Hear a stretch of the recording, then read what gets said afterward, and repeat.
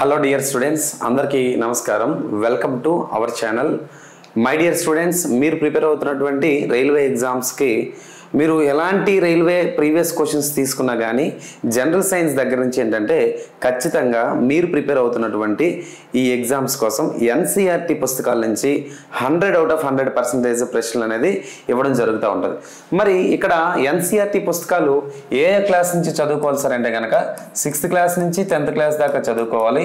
మరియు intermediate biology బుక్స్లో ఉన్నటువంటి ఇంటర్మీడియట్లో ఉన్నటువంటి బాటనీలో ప్లాంట్ కింగ్డమ్, జువాలజీలో యానిమల్ కింగ్డమ్ అంటే జంతురాజ్యము, వృక్షరాజ్యము, ఈ ఏరియాస్ మీరు చదువుకుంటే మ్యాక్సిమం కూడా 100% కవర్ అయిపోద్ది అనమాట. అర్థమైందా? మరి అందుకనే మీకు కూడా ఏంటంటే ఈరోజు ఒక క్వశ్చన్ డిస్కస్ చేయడానికి మీ ముందుకు రావడం జరిగింది ఈ వీడియోలో. చూడండి, ఈ ప్రశ్న మనకి ఎప్పుడు ఇచ్చారంటే కనుక RRB NTPC 5/4/2021 shift 1 stage first.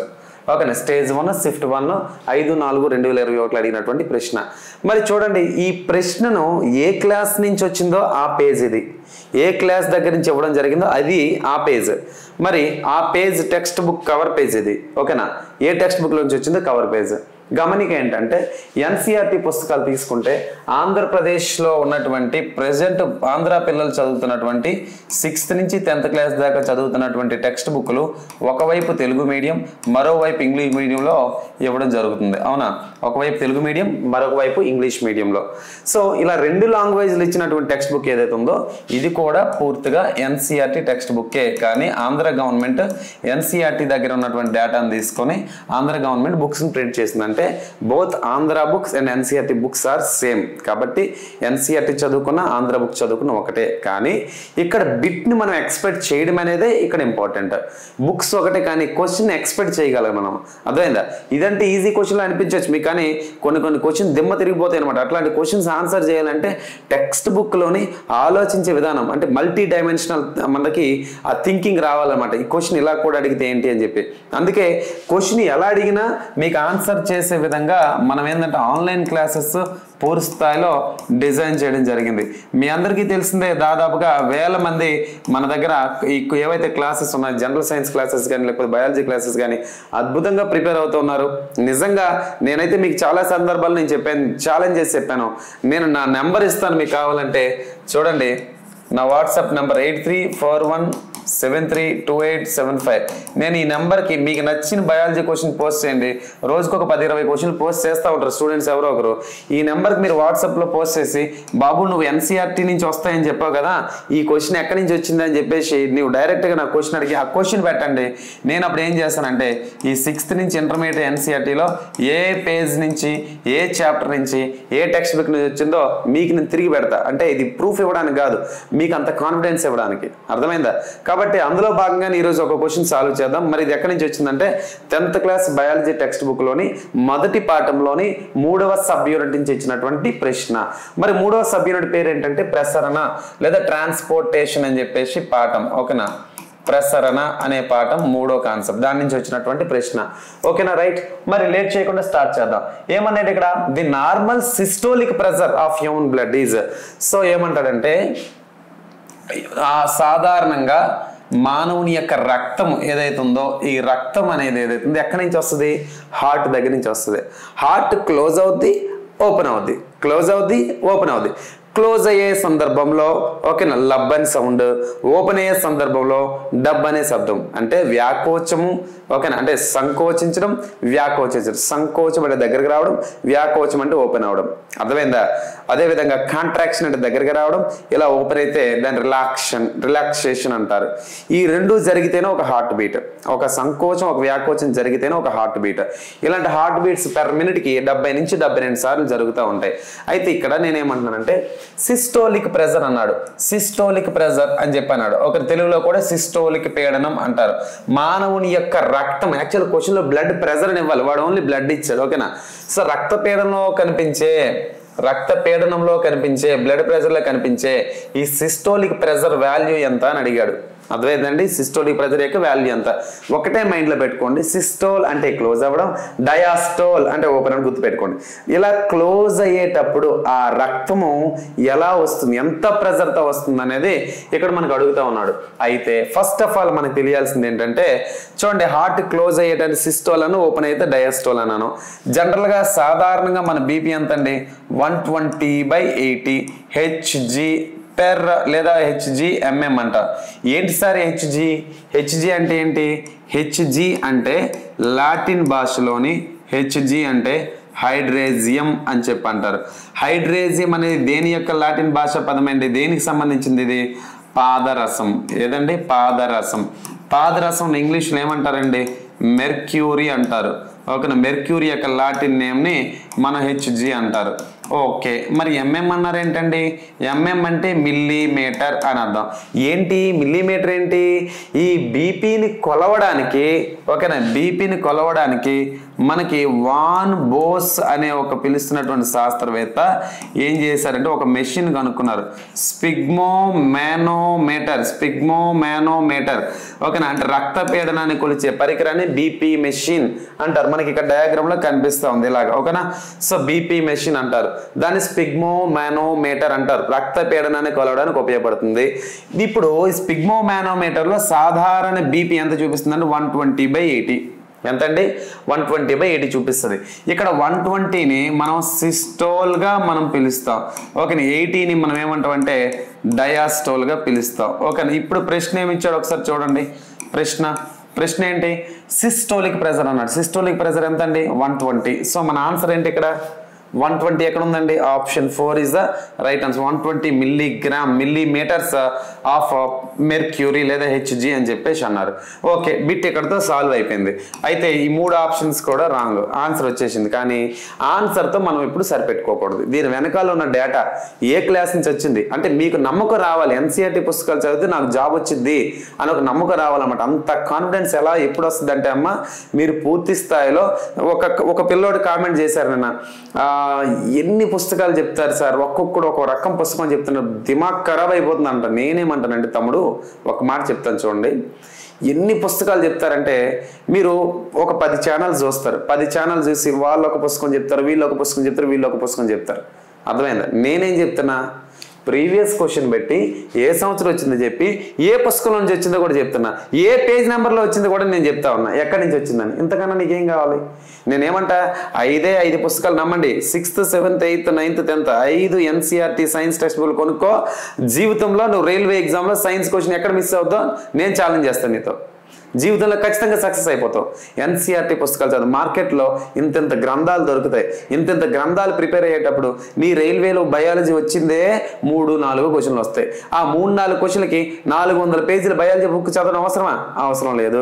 పోనీ కోచింగ్ సెంటర్లో మెటీరియల్ ఇస్తారు ఆ మెటీరియల్ రైల్వే ప్యాటర్న్ ఉందా అవసరం లేదు ఉండదు ఎందుకంటే ఆల్ కాంపిటేటివ్ నువ్వు జాయిన్ అయింది ఆల్ కాంపిటేటివ్కి అంతే కదా ఆల్ కాంపిటేటివ్ జాయిన్ అయ్యారు మరి రైల్వే ప్యాటర్న్లోనే నువ్వు ఎక్కడ క్లాసులు విన్నావు రైల్వే ప్యాటర్న్లోనే ఎక్కడ చదివావు రైల్వే ప్యాటర్న్లో నోట్స్ ఎక్కడ రాసుకున్నావు ఒక్కసారైనా లైఫ్లో ఎన్సీఆర్టీ పుస్తకాలు చదివావా చదవలేదు చదవకుండా నేను పెద్ద కోచింగ్ సెంటర్కి వెళ్ళిపోయా చిన్న కోచింగ్ సెంటర్కి వెళ్ళా 25,000 కట్టి ఆన్లైన్ తీసుకున్నా అంటే ఎవరికి కావాలి ఇదంతా అందుకే నేనేమంటున్నానంటే అమ్మ స్టాండర్డ్ పుస్తకాలు ఇక్కడ ఇంపార్టెంట్ కాదు రైల్వే ప్యాటర్న్కి ఏ పుస్తకాలు ఉన్నాయి దాంతోనే మనం ట్రావెల్ చేయాలి అందుకనే నేను బయాలజీకి అయితే కనుక గత కొన్నేళ్ళుగా కూడా ఎన్సీఆర్టీ గురించి ఆఫ్లైన్లో చెప్తా ఉన్నాము ఆన్లైన్లో కూడా NCERT line to line classes మనం ఈ బయాలజీ కానీ లేకపోతే ఫిజిక్స్ కానీ కెమిస్ట్రీ కానీ అన్నీ కూడా అద్భుతంగా ఎన్సీఆర్టీ వీడియో క్లాసెస్ అనేవి మీకు తయారు చేసి అతి తక్కువ కాస్ట్కి అందించడం జరిగింది అర్థమైందా సో అందుకనే నేనేమంటా అంటే పూర్తి స్థాయిలో అసలు మనలో ఉన్నది ఏంటంటే 10 ఛానల్ చూస్తే 10 మంది 10 రకాలుగా చెప్పేటప్పుడు ఏమవుతుందంటే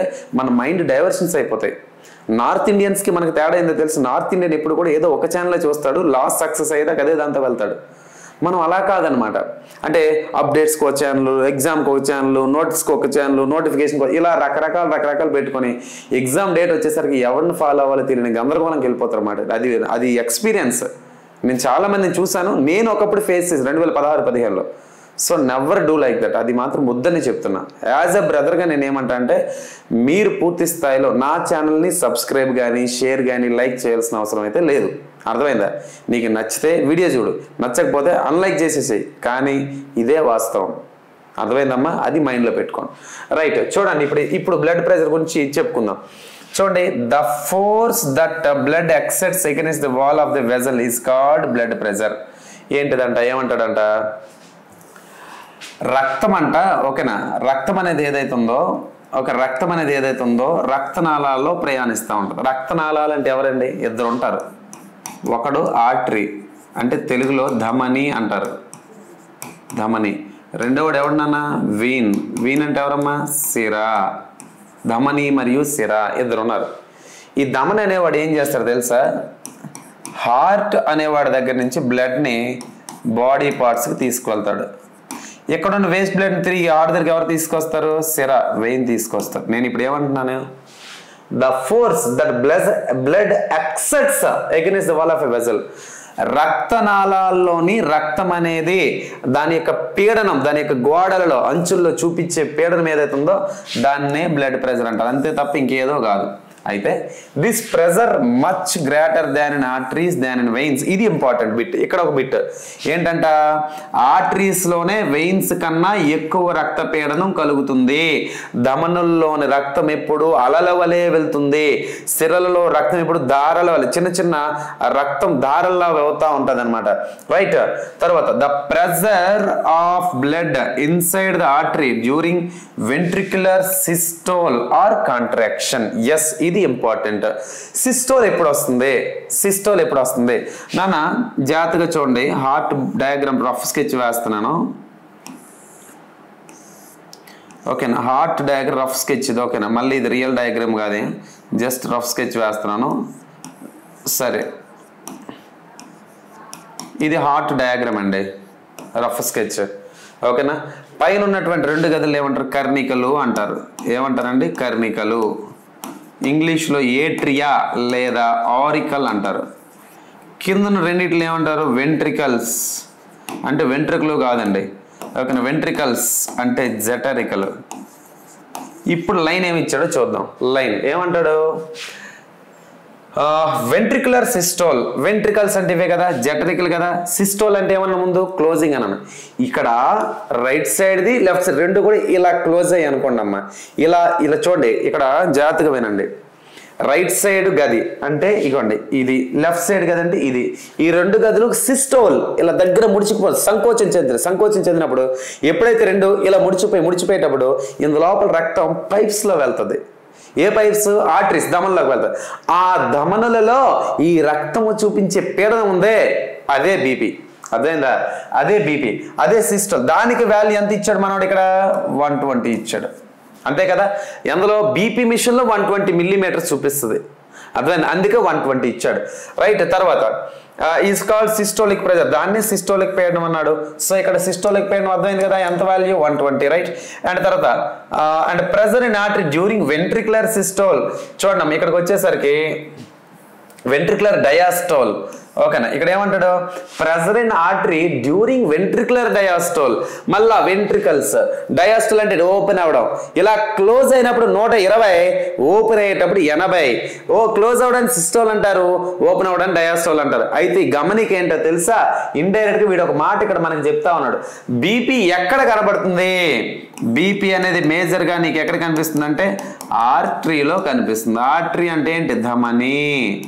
ఆర్టరీ అంటే ఏంటమ్మా? ధమని. సో రక్త పీడనం అనేది అధికంగా కనిపించేది రక్త పీడనమే ధమనిలో ఉంటుంది. అది మీకు ఇండైరెక్ట్ గా లైన్ లో చెప్తా ఉన్నాడు, ఓకేనా? సో వెంట్రికులర్ డయాస్టోల్ అదేంటంట? డయాస్టోలిక్ ప్రెషర్ అంట. అయితే ఇక్కడ డైరెక్ట్ లైన్ ఇస్తాడు చూడండి. The normal systolic pressure is about 120 millimetres of Hg. 120 మిల్లీమీటర్లు ఉందంట. దేనికి? ఆ హెచ్జి పాదరసానికి, ఓకేనా? రైట్, అండ్ డయాస్టోలిక్ ప్రెషర్ అంతా 80 మిల్లీమీటర్స్ ఉంది. ఎంత ఉందండి? 80 మిల్లీమీటర్స్, ఓకేనా? ఇది డయాగ్రామ్ ఇలా ఇవ్వడం జరిగింది, ఓకేనా? నెక్స్ట్ దీని కింద ఏమన్నాడు? Blood pressure is measured with an instrument called sphygmomanometer. ఓకేనా. సో రక్త పీడనాన్ని కొలిచే పరికరం స్పిగ్మోమానోమీటర్ వాన్ బోస్ అనేవాడు కనుక్కున్నాడు. ఎవడండి? వాన్ బోస్ అని కనుక్కున్నాడు. రైట్. తర్వాత high blood pressure is also hyper tension, అధిక రక్త పీడనము లేదా దానినే హైపర్ టెన్షన్ అంటారండి. హైపర్ టెన్షన్ ఎగ్జామ్ అడగవచ్చు. హైపర్ టెన్షన్ అంటే ఏంటంటే అధిక రక్త పీడనం అనేది ఏది? అధిక రక్త పీడనం అంటే ఏంటి? ఇక్కడ లైన్ ఇచ్చారు చూడండి. It is caused by constriction of arterioles. ధమనుల దగ్గర నుంచి, ఆర్టరీస్ దగ్గర నుంచి చిన్న చిన్న దారాల లాంటి నిర్మాణాలు వస్తుంటాయి. వాటిని ధమనికలు లేదా ఆర్ట్రియోల్స్ అంటారు. ఆర్ట్రియోల్స్ ఇలా దగ్గరగా ముడిచిపోవడం వల్ల రక్తం వాటి ద్వారా వెళ్ళడానికి అడ్డంకులు ఏర్పడతాయి అనమాట. అర్థమైందా? రక్తం అనేది పైప్స్ లో ఇలా వెళ్ళేటప్పుడు ఇవి ఎప్పుడైతే ఇలా దగ్గరగా కొవ్వు లేదా కొలెస్ట్రాల్ చేత నొక్కబడితే రక్తం వెళ్ళి టైట్ గా వెళ్ళి ఇలా ప్రెజర్ కొట్టేటప్పుడు ఈ అంచులు పోతాయి అనమాట. అర్థమైందా? అంచులు మొత్తం డ్యామేజ్ అవుతూ ఉంటాయి అనమాట. అర్థమైందా? సో వాటి which results in increase resistant to blood flow. రక్తం అనేది ప్రవహించడం నిరోధకత ఎక్కువైపోద్ది అనమాట. దాని ద్వారా ఏమవుద్దట? It can lead to the rupture of artery and internal bleeding. దీనివల్ల ధమని చీలిపోయి లోపల అంతర్గతంగా రక్తస్రావం, రక్తం అనేది బ్లీడింగ్ అవుతూ ఉంటుందంట. అయితే దీని ద్వారా చనిపోయే అవకాశాలు ఉంటాయి. లేదా శరీర చివరి భాగాలు కన్ను, ఒక కళ్ళల్లో, చెవుల్లో, ముక్కు లోపల కానీ, కిడ్నీ లోపల కానీ, హార్ట్ లోపల కానీ, లేకపోతే లివర్ లోపల కానీ, లేకపోతే ప్యాంక్రియాస్ క్లామ లోపలికి ప్రెజర్ వెళ్ళి కొట్టేసరికి ఆర్గన్స్ డ్యామేజ్ అయిపోతే చనిపోతారు అనమాట. బీపీ ఎక్కువ అయిపోతే చనిపోవడం అంటారు. అర్థమైందా? సో ఇలా రకరకాలుగా బ్లడ్ ప్రెషర్ చూపిస్తూ ఉంటుంది. అయితే హై బీపీని కంట్రోల్ చేయడానికి డ్రగ్ ఏం వాడుతున్నాము మనం అనుకుంటాం. అదేంటి మనకి జనరల్గా వాడు బీపీ టాబ్లెట్స్ వాడుతుంటారు కదమ్మా. ఆ బీపీ టెల్మాహెచ్ఎన్ లేకపోతే ఇంకోటి వాడుతూ ఉంటారు అన్నమాట. జనరల్గా హైపర్ టెన్షన్ని రెగ్యులేట్ చేయడానికి, హైపర్ టెన్షన్ రెగ్యులేట్ చేయడానికి వాడే డ్రగ్ ఏంటంటే సిలిడిపిన్. ఏదండి? సిలిడిపిన్. ఇది కొంచెం ఇంపార్టెంట్. ఎస్ఐ కానిస్టేబుల్ స్థాయిలో అయితే ఇంతవరకు వెళ్తుంది. అర్థమైందా? సిలిడిపిన్ అని చెప్పేసి చెప్తా ఉంటారు. ఓకేనా. సరే, ఇది ఒక ప్రీవియస్ బిట్, దీనికి సంబంధించినటువంటి పూర్తి స్థాయిలో ఎక్స్ప్లెనేషన్. ఒకవేళ మీకు ఇలాంటి క్లాసెస్ మీకు కావాలి అంటే కనుక కామెంట్ బాక్స్లో, ఓకేనా, కామెంట్ బాక్స్లో ఐ వాంట్ క్లాస్ అని చెప్పేసి మెసేజ్ పెట్టండి. ఓకేనా, ఐ వాంట్ క్లాస్ అని చెప్పేసి మెసేజ్ పెట్టండి. మీకు పూర్తి స్థాయిలో మీకు కంటెంట్ అనేది అందించే విధంగా మేము ప్రయత్నం చేస్తాం. ఓకేనమ్మా. Right. Thanks for watching this video. Thank you very much అండి. Have a nice day. Thank you all.